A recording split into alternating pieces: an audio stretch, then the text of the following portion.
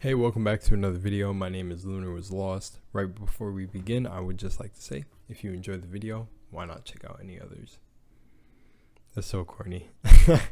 That's so corny. Feel free to leave me a subscribe or like, or leave me a subscribe. You're gonna return after that. No. Feel free to subscribe if you're coming back. And like and all that. My socials are below. Best places to hit me are Instagram, Twitter, but Instagram, but I'll respond on Twitter. And without further ado, we have Total War Warhammer 2 review on IGN's channel. The reason I'm actually watching this right now is because I reacted to a DLC. So I wanted to get a bit more of an idea of what Total War is. Yeah, so let's begin. As a series, Total War tends to give its best when building on an already established foundation. Napoleon surpassed Empire, Attila surpassed Rome too, and in faithful I feel like a lot just happened when he said that. TJ over here. Established foundation. Napoleon surpassed Empire, Attila surpassed Rome too, and in faithful fashion, Total War Warhammer 2 has pushed beyond the original, creating the most fleshed out and engrossing campaign the veteran series has offered to date. Okay, so that does answer my question that I said in the DLC or the review of the DLC that somebody said is there are humans in this. So okay, now I'm seeing it from my own eyes. The headliners of this high fantasy battle royale are four extremely distinct armies, all of which are fun to command. The enigmatic lizardmen bring a combination of rampaging dinosaurs and highly potent magic to the field. Their mid and high tier units present interesting tactical considerations for where and when to commit to the melee, since they're prone to rampage and decide they don't need your stupid orders anymore once they get in the thick of it. Despite their shared heritage, Wait, so they can just turn on you? What the fuck? And what is with dude's helmet right here? What's going on? I feel like this would be very counterintuitive to wanting to move really freely on the battlefield. The shit you'd be running around like this. Look at that guy pull up. Or once they get in the thick of it.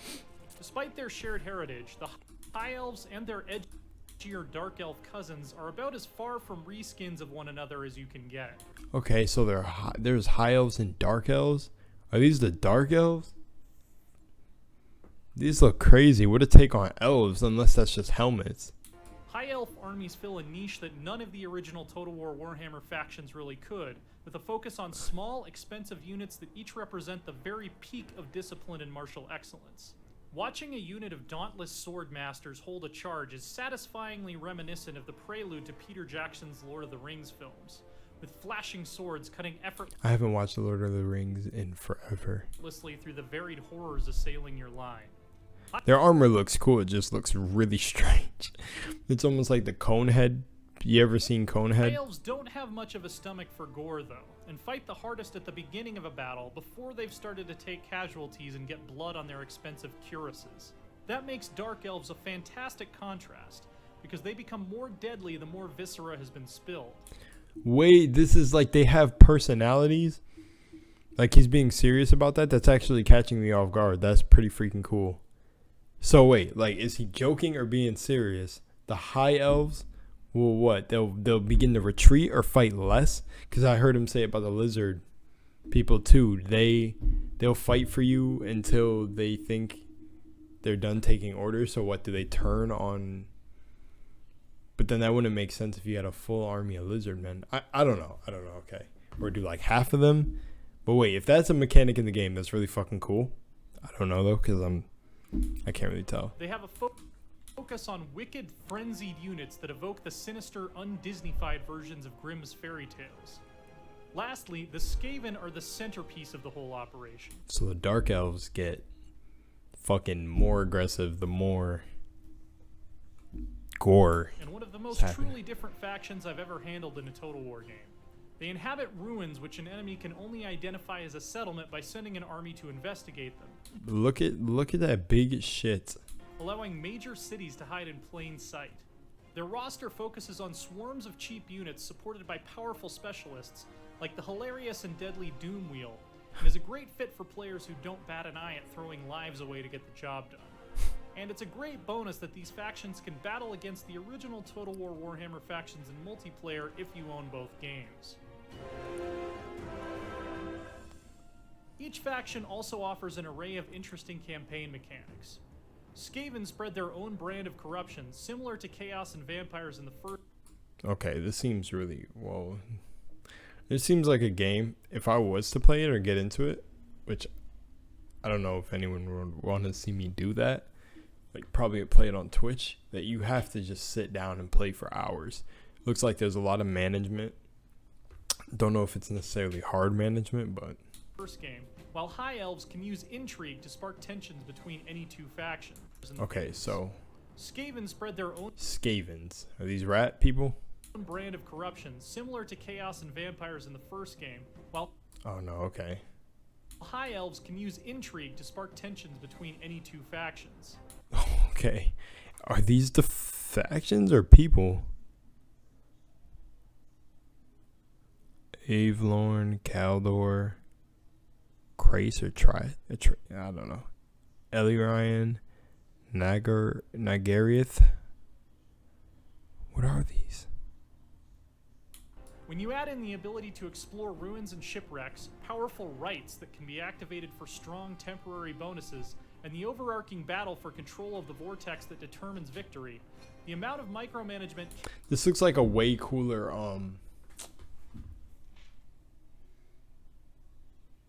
This looks like a cooler... Oh, what do you call it? What is the game? You know the one game, Risk? This looks like Risk. If Risk had a fantasy take across the entire, every revamp. Overarching battle it looks for really control good. of the vortex that determines victory. The amount of micromanagement... Look at this. Lord Mazdamundi. Legendary Lord.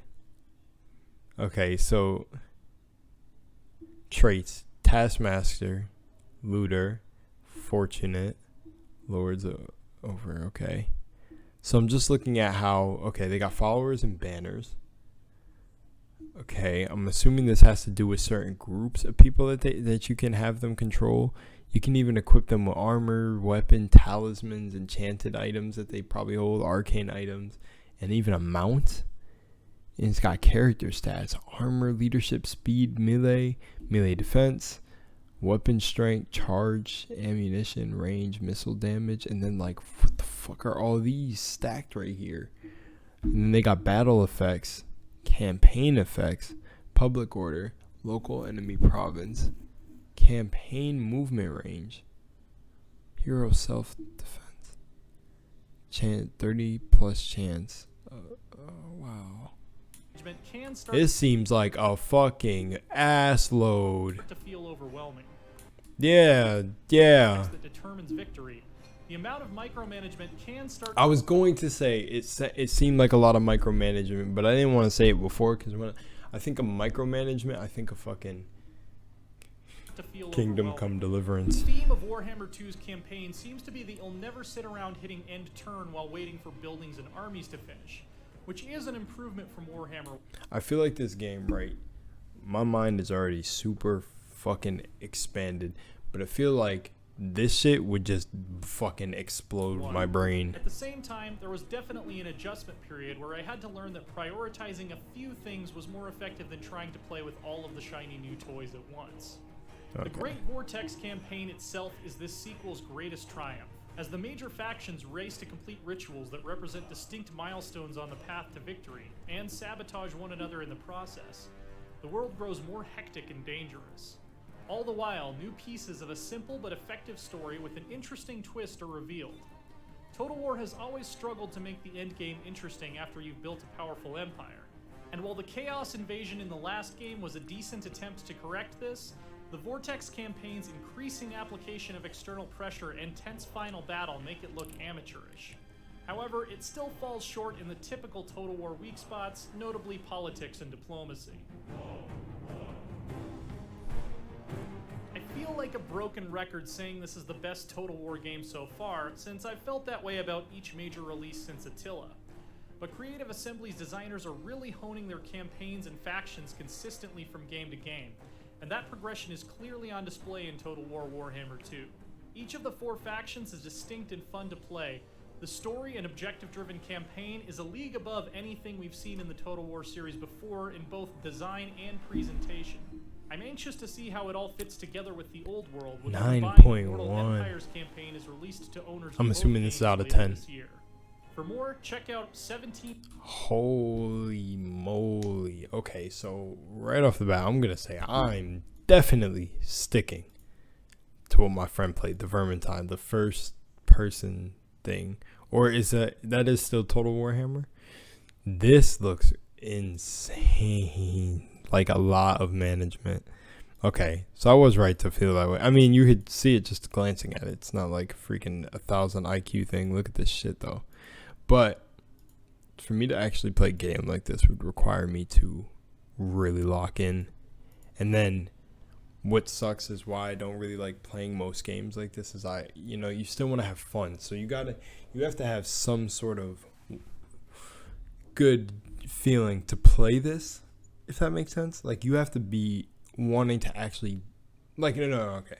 You have to actually feel like a fan of these types of games to not really, like, it's almost like this. For Dark Souls, some people don't like Dark Souls. They think it's too hard, or maybe even other games like Bloodborne or some shit. That's the type of pain and masochism that I will put myself through. I was really good at Dark Souls, but Bloodborne, I will struggle through Bloodborne because I just love that. But this is something like micromanagement and all that. I'm not the type of person to play a game like that. So someone who likes that thing would probably love this, especially if he gave it a 9.1. And everything looks really good about it too. That's what sucks about me. I don't know to fucking get into something like this, but it looks really good. I like how they got like some of the units just super large on the map. The characters look really cool. The fucking world building looks like it's fucking amazing. There's politics and everything in this shit, and fucking it's a lot. Now imagine a game like this and being able to do a first person game like this. That would be fucking massive. It would be like fucking, I was thinking like it'd be like fucking 500 gigabytes on the storage, but imagine being able to build a game so big where it's like all of this. Other games that are close, I would say like the Elder Scrolls series, right? But they like simplify it. I would say like Elder Scrolls Online, right? I don't know if I'm thinking like, I just have so many ideas that are going all over the place and I'm trying to just spout them out. But honestly, I don't know if I could ever actually get into something like this. This seems really, like, I'm good at managing things, but when it gets too many and feeling too overwhelming, like he said towards the end where he was like, he realized playing, like, focusing on a few small objectives was better than trying to play with everything. I would think, like, I don't know if I could ever wrap my mind around it, but we'll see. Okay, so that gave me a better basis on what the game is. I'm gonna say the conclusion is that this is a bunch of races, a bunch of factions, under different banners, flags, all different goals, all see the world in a different way, and it's total war. But all right, if you like the video, I will see you in the next one. Peace out.